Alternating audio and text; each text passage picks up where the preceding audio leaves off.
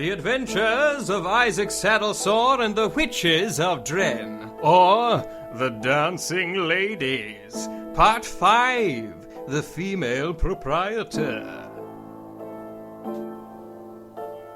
Isaac Saddlesore and myself had travelled to Embuggerance Hall in the Suffolk village of Drenn, accompanying the new owner, Sir Maxwell Gropefund.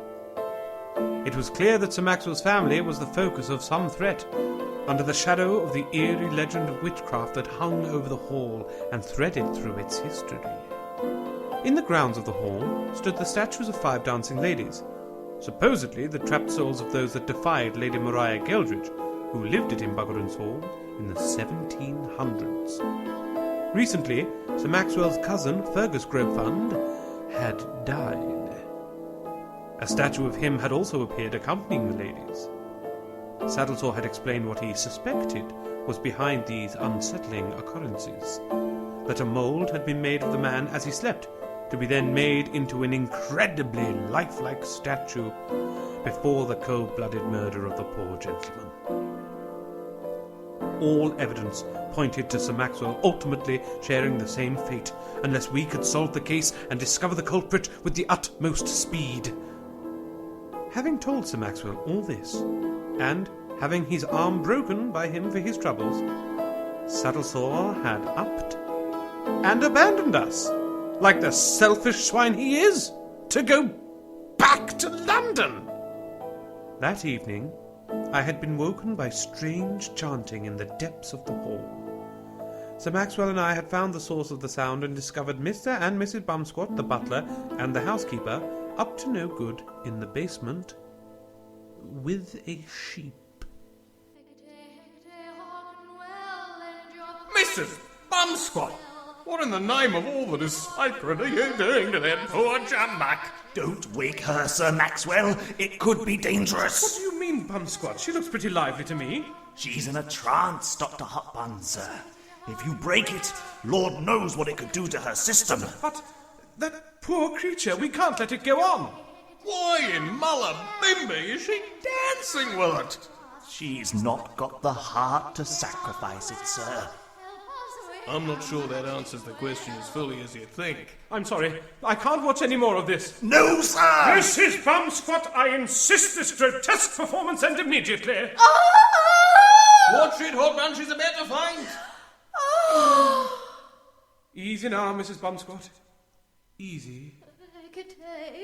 Hear me well, lend your day.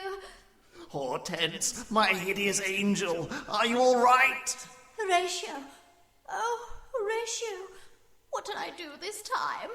Is anybody hurt, my ugly darling?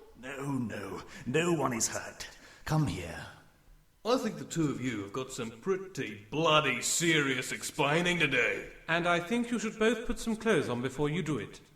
We gathered in the library, one of the few rooms on the ground floor that was not in a state of dilapidation, and lit all the lamps to try and ward off the creeping shadows and the memory of the frankly freaky episode that had just occurred in the basement.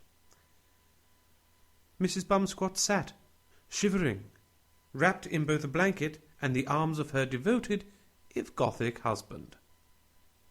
Maxwell lit the fire and stood leaning on the broad, heavy mantelpiece with his broad, heavy arm.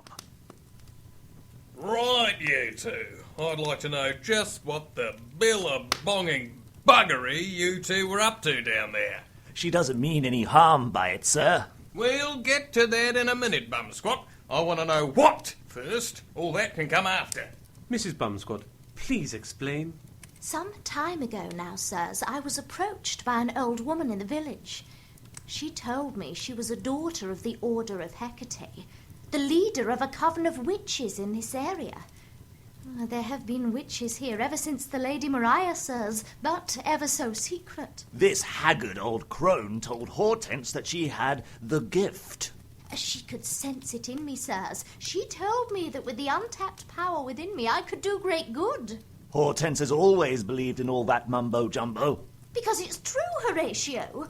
Do you doubt I have the magic touch? No, of course not, my love. You've certainly got away with your hands in the bedchamber. Yes, all right. Can we keep it on track, please, team? Let's keep it this side of sanitary. Spoil sport. Pipe down, Doctor. I became one of the daughters of Hecate, and soon found I did indeed have the gift. She doesn't have a gift. But I realized that whilst in my magic trances, I was perpetrating great evil. She wasn't. What did you do in these trances? I could never recall exactly, but the ritual of the sheep was always involved. She danced with nearly every sheep on the estate. I admit that. How did the trances come about, Mrs. Bumsquat? I would drink the witch's brew that the old woman prepared for me. But if you thought you were doing evil, why did you continue to take this potion? I didn't. I stopped drinking the broth. I ceased to communicate with the old woman. But it was too late. The door had been opened. I no longer needed the potion to bring me closer to Hecate. It happens naturally now. And what evil did you perpetrate with your rituals, Mrs. Bumsquat? I killed your cousin, Sir Maxwell. What? Oh, please forgive me. I knew not what I did. Oh. Get up off the floor, woman, and stop blubbering on me slippers. There, Mrs. Bumsquat. Calm yourself. Bumsquat, I think you should take her to bed. We can all do with a good rest. Things will seem clearer, I'm sure, come morning. Yes, sir. Come along, my love.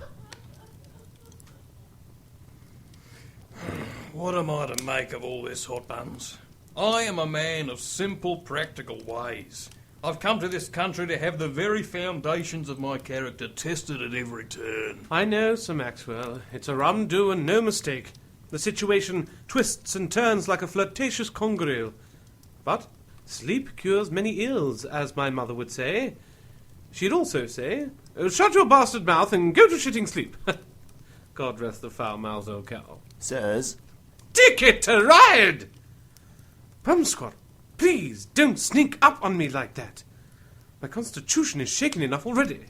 Sorry, sir. I just wanted to say, now Mrs. Bumsquat is in bed, she didn't kill anyone, sirs. She thinks she's got this power, but she hasn't. She so wants it all to be true, you know, the occult, the other world and all that. I know it's not, you know it's not. But this old bat, she convinced Hortense, and, well, she so wants it to be true. Who is this old woman? Where can I find her? Hortense would thrash me for telling you. You will make sure she knows I did, won't you? I'm not sure you're well, my man, but yes, all right. Her name is Heggerty Hagbottom, and she lives in a cottage up on Daftman's Drop, the cliff past the beach. Well, Doctor, I think we should pay this Hagbottom a little visit in the morning. What do you say? As long as I get a good breakfast first, I'm game for pretty much anything. Anything? Shut up, Bumsquat.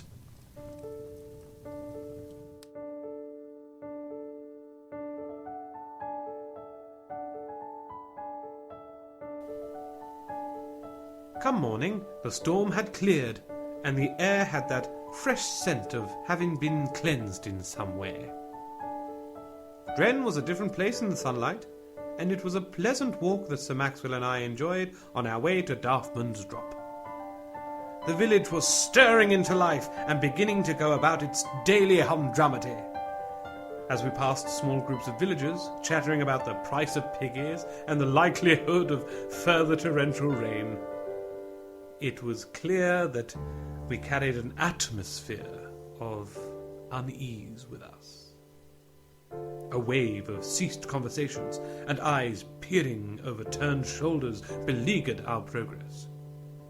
I paused briefly at the post office to send my first report of the previous evening's news to Saddlesore in London. We continued our hike up beyond the beach and toward the cliff top. I must confess that by the time we were halfway up the steep climb, I was all but spent. Thankfully, Sir Maxwell had the strength of a show horse and was as healthy as any ox. I spent the rest of the climb sprawled over his shoulder as he carried me to the cottage. On arrival, we found the place to be utterly empty. A few signs of life, but not altogether recent. Easily a week's dust had accumulated on the firewood that was stacked by the stove, and webs as thick as curtain fabric lined the cooking pots. Clearly this Haggerty Hagbottom hadn't been in residence for some little time. I made as careful a note of everything I thought essential for my next report to Saddlesore, after which Maxwell and I decided to call it a day on the wild goose chase and set off for the hall once more. Will you be all right, or should I carry you again? No. I'm much better going downhill. Good-o. Oh, mind that rock there. What? I'll meet you at the bottom, Hotbuns. Severely bruised, and with enough dune grass piercing my greatcoat to convince the wiliest of hedgehogs I might be fair game, we continued homeward through the village. Already the sun was over the yard arm, as it were, as we passed the brightly painted house fronts to our left, the sea lapping up the shore to our right. Suddenly Maxwell stopped short. Hold out a tick. I saw this place as we went by earlier. Mind if we step in? The place in question was a dear little sweet shop under the moniker of Sweet Eats. With only the slightest of alterations, it was also the name of a brothel I knew back in London. I must confess, Doctor, I have a great weakness for good licorice. And what with all the strain of late, I could just do with some. But of course, dear fellow, why on earth not? Good afternoon, gentlemen. How might I help you? The woman behind the counter was quite the prettiest thing I had seen for all of 2 days. She was a pale, perfect young thing. Her hair hung in a respectable yet alluring manner, revealing the fine line of her neck. Her simple but attractive ensemble accentuated her slender, feminine figure. Woof! Try bonny afternoon to you, little miss. You are under some misunderstanding, sir. I am not little, I am easily of average height. Indeed, I am the tallest of 12 sisters. Ooh, there's 12 like you back at home? Struth and sexual encounters. Good afternoon, dear lady. I am Dr. Hotbuns, and this is Sir Maxwell Grobefund. We're staying up at Embuggerance Hall. Good heavens! I heard about the horrible circumstances of dear Sir Fergus. Are you his son, sir? No, ma'am, his cousin. I detect from your accent that you are not entirely local, Sir Maxwell. Sweet on looks and sharp on brains, eh? No, I'm just up from Australia, although I was born here in England. But before the interrogation continues, might I ask after your name, pretty miss? Violet Purity, sir. And is there a Mr. Purity? My father died several years ago. My condolences. How much are these bonbons? I meant, do you run this establishment with your husband? No, I am the sole female proprietor. A pretty little thing like you, all alone in the big bad world of business and commerce. Tragic! I get by. I haven't much change on me. Miss Purity, could I be as presumptuous as to ask for a few twists of that delicious-looking licorice you have behind the counter there? Of course you can, Sir Maxwell. I'm here to serve. Curses! Where do you get your stock, Miss Purity? You've got a fascinating, range. Oh, I make it all myself, Sir Maxwell. Here in the shop. You mean this licorice has been brought into existence by these beautiful hands? Sir Maxwell, you are extremely complimentary. I'm afraid that's the way we are down under. We call a billy can a billy can. I hope I've not upset you. Oh, no, not at all. I only wish I could be as forward. What's stopping you? That corset. Doctor, what are you doing under my skirts? I was, I was just looking for this halfpenny. Doctor, get up off the floor immediately! Sorry. Miss Purity, I hope you won't take it amiss if I tell you that you are, without any doubt, the most beautiful creature I've ever seen. Would it be utterly abhorrent to you to join me for an evening stroll on the beach. Why, Sir Maxwell, you certainly waste no time. As I say, it's the way I am. Well, I must close out the shop shortly in any case. Yes, I would be delighted to walk with you. It's not often one gets such an attractive offer from such a good-looking gentleman, and one so well equipped. That's just where he keeps his socks. Looks like you're getting the hang of this forwardness, Miss Purity. I think we're going to have a very interesting evening. That'll be tuppence.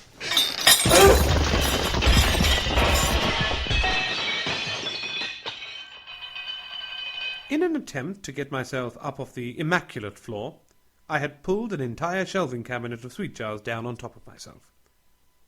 Sir Maxwell and Miss Purity dug me out of the rubble of strewn sugar canes and gobstoppers in the most ineffective manner, mainly due to the fact that they couldn't tear their eyes away from one another's gaze.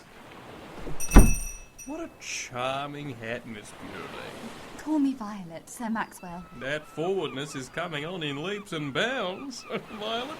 And whilst we're at it, drop the Sir prefix. I still haven't quite got used to that. I say, Max. That's Sir Maxwell, Hotbuns! And now, Violet, you know the area better than I. Where should we stroll? Well, we could do worse than taking the sunset at the cove. Lead on, Miss Purity. I am your devoted hound. Sir Maxwell, I don't want to come across as a frightful pool of piss in the soup, but I rather feel we should get back. You trot on, Hotbuns. I'll see you at dinner. I really don't think we should split up, Sir Maxwell. I'd really appreciate it if you'd make like a wanted wombat and piss off out of it. I mean, cramping my bez doesn't come into it.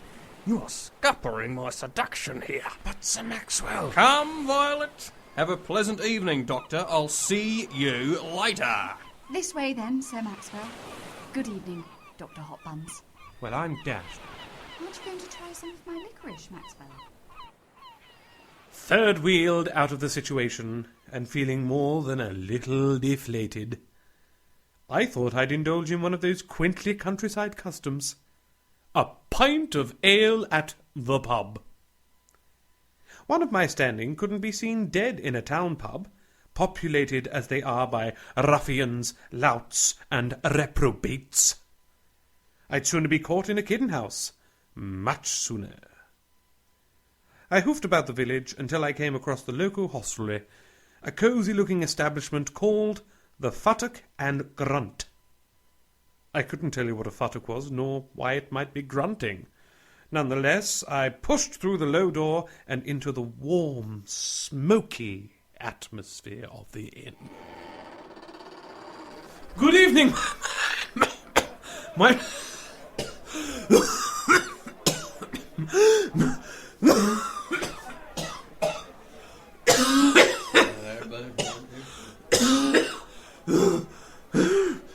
Mine host!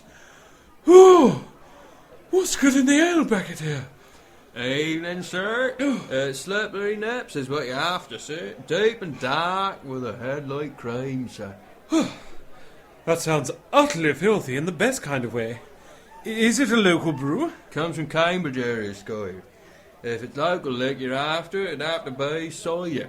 Suffolk's famed for its cider. Ours is the chosen one, sir. Not for the faint-hearted, sir. I never was one to resist a challenge, good man. Oh, you've convinced me. A pint of trouser mincer, if you please. A whole pint? I'm a hefty gent. I think I can take it. Very well, sir. Who's that character attracting so much attention over by the fire? Oh, he's new to the area too, like yourself. Come to take over the donkey rides at the beach. Oh? Old Chopstick, what used to run them, he's not been well. Not surprising, really. He's nearly 500 years old. Good Lord. Well, figuratively speaking, of course. This lad turned up out of the blue, just at the right time, it seemed. Did he? Now there's a stroke of luck. Suffolk boy, is he? Don't sound like one to me. That'll be fourpence, Squire. Many thanks. Yeah. Yeah. Oh! Wowzer! Oh, great fisting fat cakes! Oh, God! Oh! It's a cheeky little number, isn't it? Certainly is, sir. Oh, I think I've gone blind in both ears. Through the numbing fog that was rapidly clouding my cognitive functions and rattling my bowels with fierce vigour, I looked back over toward the giggling crowd by the fire and at the man that entertained them. He was a jovial-looking old bird, with sunburnt cheeks and nose, a tattered flat cap pushed back from his weathered-beaten brow, and impressive, sandy-coloured sideburns. On closer inspection, I also realized that he only had one arm. I stood to join the rabble and enjoy the fellow's company, but my legs had suddenly decided that they wished to emulate twin fish, and I stumbled in a fairly ungainly manner first to a chair, then to a table, and so by degrees I made my faltering way to sit on the fireside bench. Well, I'm dashed. By the time I'd reached the seat, the company had moved all the way across the room to the blasted piano. All but the jovial gentleman himself, who sat sucking on a cigarette with a broad smile on his face. How do, son? Good evening to you, sir. I'd shake your hand, but I seem to have lost the use of my fingers. Nay, fear, lad. Only the one hand to shake it as it is. Happen as not like. The name's Hotbuns. Dr. George Hotbuns. Muckraker. Timmy Muckraker. Packs a punch that cider, eh? I think I'm losing the will to live. The worst will be over, sir. God, I hope so. My pride dictates I finished the whole pint. I might not see morning. Well, there's no need to cry about it, man. What? Oh, Lord! I'm leaking! Oh, it's everywhere! Oh, God! Clear it up!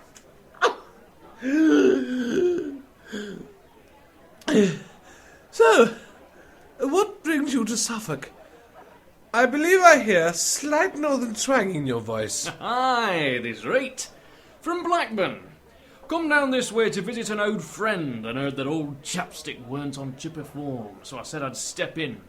I used to work with horses up north, so donkeys is nout. Top man!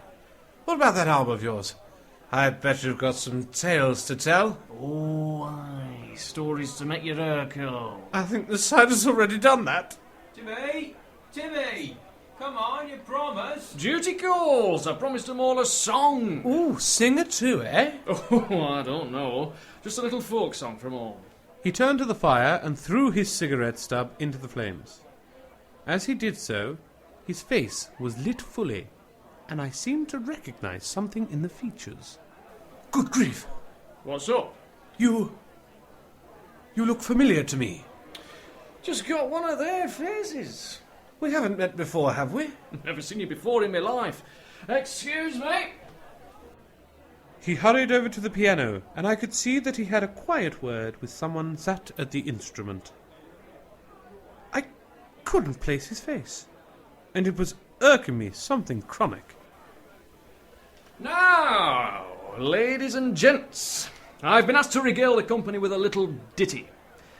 I'd just like to thank you all for your warm welcome and hospitality. So, here goes. This is just a little something my father used to sing when he got back home from mining and whippet racing.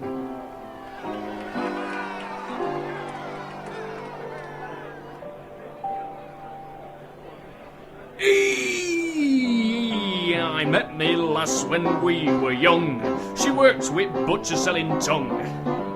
She had skin as soft a pale as panda cream. Her eyes they shone like brass tacks. She never wore no knickknacks. To put it shortly, she were a right dream. Mary were her name, and now it's just the same. I love her, and by it, she loves me too. Last night she turned and told me, why don't you ever scold me? And me over and spanked me backside blue. I've yet to see thee, oh women knee. There's never given cause. But if that's what me Mary wants, come here and drop your drawers. We've done it straightforward. We've done it round back. We've done it whilst hanging from clothing rack. We've done it tied up and we've done it with the food. But now may I say without seeming rude. Mary were her name, and now it's just the same. I love her and by heck she loves me too. Last night she turned and told me, why don't you ever scold me? Bend me over and thank me backside blow. Hey, I've yet to see thee over me knee. There's never given cause. But if that's what me Mary wants, come here and drop your drawers. But if that's what me Mary wants, come here and drop your drawers. Thank you very much, ladies and gentlemen. Thanks for the news, sir.